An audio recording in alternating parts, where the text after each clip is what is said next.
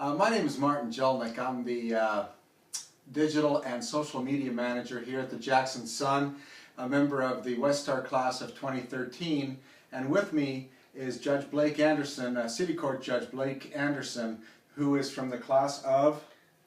It was the very first year. The very first year. 25 years ago. Yeah, that's great. Thank you for taking time to be here today to talk to us about West Star. Proud to be here. And let me ask you something. I never know what to call you. Do I call you Blake? Do I call you Judge? Do I call you Your Honor? Or I've been Blake a lot longer than I've been Judge. So Blake is fine. Let's keep the Your Honor in the courtroom. Okay. Fine. All right. Let me ask you the first question. What was your involvement in West Star in the beginning of when you were? What were you doing when you got into West Star? I was practicing law when I got into West Star. I had been involved in several political campaigns and got to meet some people that said that, hey, you're kind of a policy wonk kind of guy. You ought to come and join us. And that's how it started. Did you go through Leadership Jackson before that? I didn't go through Leadership Jackson, no. But I did go through the first West Star class. Okay. What is your current involvement in West Star? Well, as judge now, I'm not able to get away and go to the meetings like I wish I could, because the judges who would sit in for me are now no longer practicing overseas. But I've kept up through letters and telephone, and that's one of the beauties of West Star, is that you really get to know the people that are in your class. Right. And if you have a problem or want to hear some different ideas, it's as simple as picking up the telephone or sending an email, and most of it's done like that. Right. Yeah, I agree. It's the network that develops from that. Right. Is just amazing. So you were practicing law at the time. What about community involvement at that time?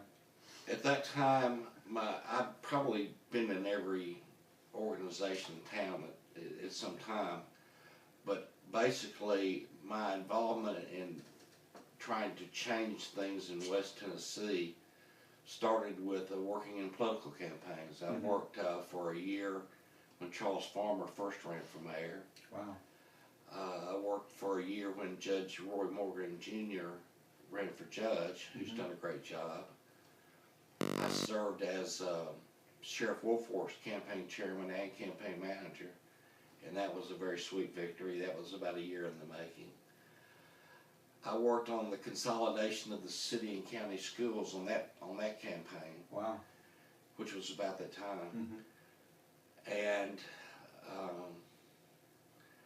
since then, I spend about 60 hours a week in court. Right. So if I was to run for any kind of office, I need to talk to you to get on board, because everybody that you've helped has been elected. We've had good success. Yeah. Well, shake my hand, and then maybe some of that will rub off. Looking back today, is West Star what you expected from the program at that time? It's exceeded my expectations. It's just grown exponentially. I look at the list of people from Madison County alone who have been through West Star, and I bet there's 30 people. Oh, at least. Just from Madison County itself. And I really enjoyed meeting the people from the other parts of the West Tennessee, and have learned a lot. Yeah.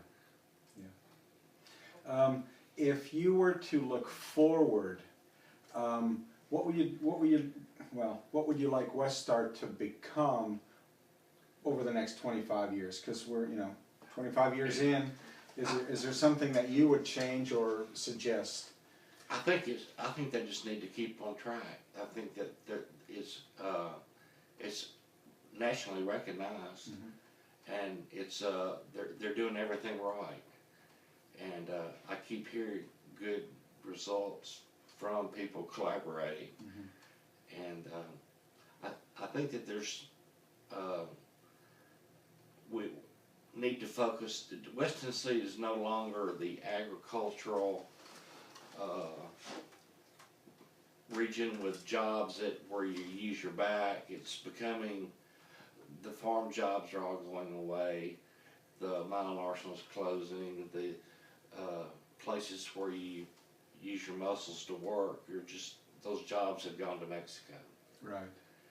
And so I'd like to see Westar really focus on getting new jobs for the community. And of course, Westar has been a part of the new land that was purchased for the mega site, hoping that we can get a big factory, and that's what we need so desperately. Yeah, one of our first sessions was down there, and we were introduced to some of the folks that are trying to get that filled. And I know that like Kyle Spurgeon from Madison County is working hard even with Shelby County and all the other counties, and they're working together, and I think something really good is going to come out of that. Right. I think you touched on a good point. The Jackson Regional Partnership is something that the local counties are doing a whole lot more of. Right. And yeah, I think Westar has played a big role in that. And people are learning that you don't need to reinvent the wheel. If I have a problem with our drug treatment court, I can just pick up the phone and call Judge Dwyer from Shelby County, or some of the other judges, Judge Moore in Weakley County, to help solve those problems, and it's just a phone call away. That's right. That's right. Now, were you born in Jackson? I was born in Jackson. You went to high school Jackson in Jackson? Central Mary, graduated in class 73, went to school at the University of the South at Sewanee, Okay. and then I went to law school at the University of Memphis. So you've seen a lot of changes in Jackson and West Tennessee over the years. What are some of the things that really stand out in your mind? I mean, the growth, obviously, but there's got to be some other... Well, the growth in crime has been very troubling, and we've taken different approaches to that now. For example, at City Court, we have a drug treatment court, where before people would have an addiction, go to jail, go to prison, get out, still have that addiction, go to jail, go to prison, get out. It's just a revolving door. And we've had great success in turning people around and stopping that revolving door problem. Breaking the cycle. Also, we have a mental health court where I see 100 people a month who have committed crimes who are in need of mental health treatment. And it's become like an extended family. They come see me once a month. I ask them how they're doing with their family, make sure they've taken their medication, which is one of the key factors, and making sure they're getting counseling help.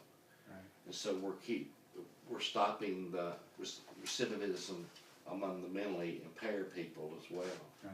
And that really came to light with some of the events recently, some of the shootings and things like that have gone on nationally. It's frightening, and I applaud the foresight of the court system to do this instead of just keeping that revolving door revolving, because it's you can't keep doing the same thing. Addiction to cocaine is a psychological addiction. As people say, well, just put them in jail, throw away the key, but that doesn't cure the problem, because as soon as they get out, they've still got the same problem they had when they went in. And so treatment is a very big part of it. I think that will kind of dovetail into the next question I have is, what is the most critical issue that West Tennessee faces now? Do you still think it's crime, or do you think it's... I think it's crime and the transition and the type of jobs that we need now.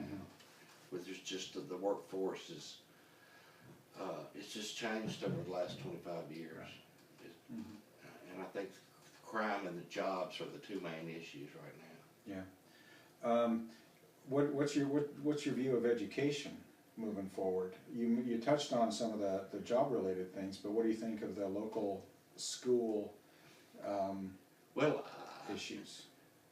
We've had trouble in the past with a lot of dissension with the school board, but it appears that the school board that we have now has really come together and working on a common solution. They have hired a new superintendent of schools, and I really applaud the process that they went through in doing that. They all took the time to even go to her hometown and to talk to the leaders and to the people of the city to make sure she was the right person. Right. And I've got high expectations, and I think things will turn out good. Now, if I would have asked you a year ago, I'm sure that education would have been one of those issues, but Right. I agree with you. I think it's the new school board and the new superintendent and all that stuff, I think they've done a really good job. I think we're really poised to do better with that, and others are working together on the crime issue. Sheriff Woolfork is working with our Chief Hendricks here. Historically, the sheriff and the police chiefs in different towns really don't get along. Mhm. But here, it's completely different. They're on the phone every day with each other, and there's no turf battles. And I know that, for example, Sheriff Woolfork, he's active in the Tennessee Sheriff's Association, and he's had become good friends with Sheriff Luttrell of Shelby County. Mhm. And they've exchanged ideas on problems they have, and believe me, when you have jails, you have problems.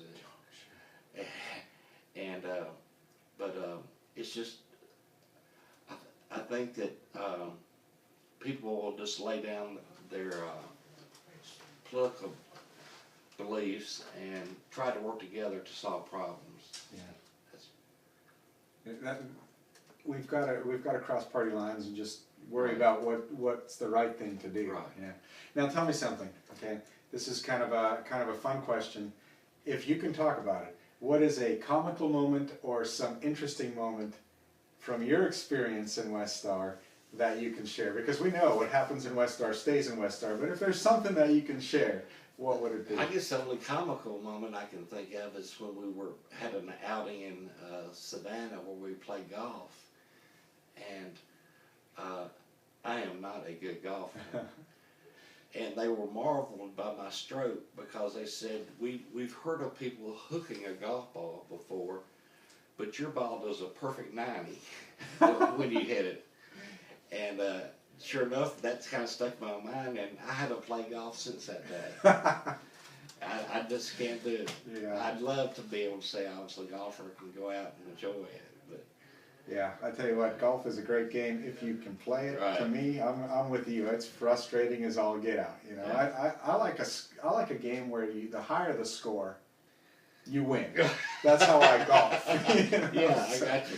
But one of the things that intrigued me, and I was so grateful that I got to interview you, is this article from the Jackson Sun about two of your favorite hobbies. Now, I'm sure being a judge is stress beyond stress, but the two hobbies you have are cooking and photography, something that I enjoy as well. So tell me a little bit about the cooking and then some of your favorite pictures you've taken. Well, I'm so busy during the week that I have to take some time for myself.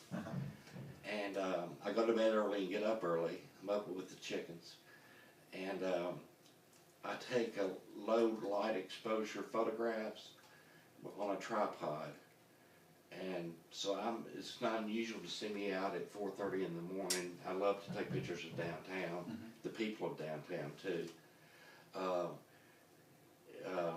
When it's quiet and I can have time to just for myself.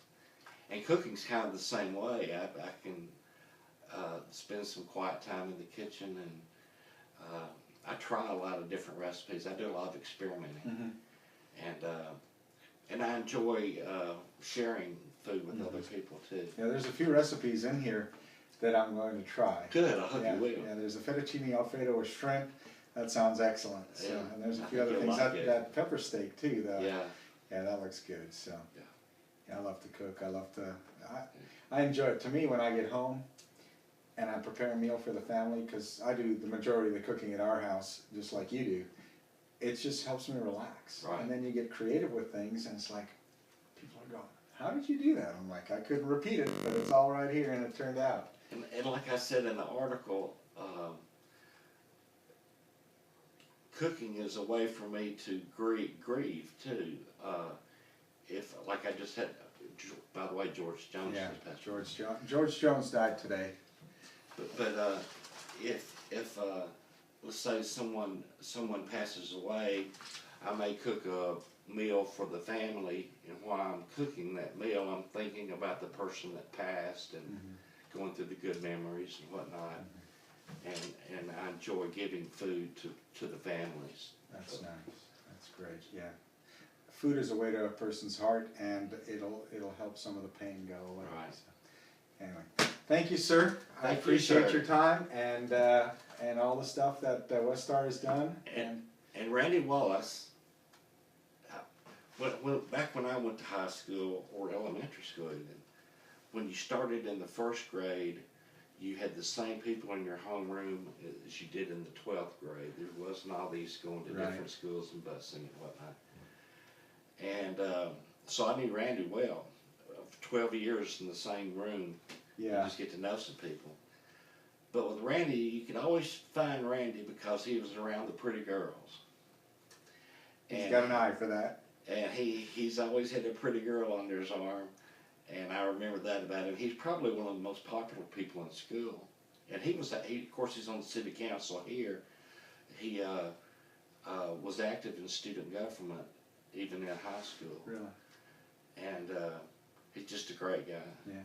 I'll have to share that with him. Randy Wallace, if you didn't know, is my father-in-law. And we were two peas in a pod. He's a great guy, and I appreciate you sharing that story about him with me as well. I'm going to get him on this one. Good. All right. Thank you, sir. Thank you, Mark. All right. That was very good. I'm going to take this with me.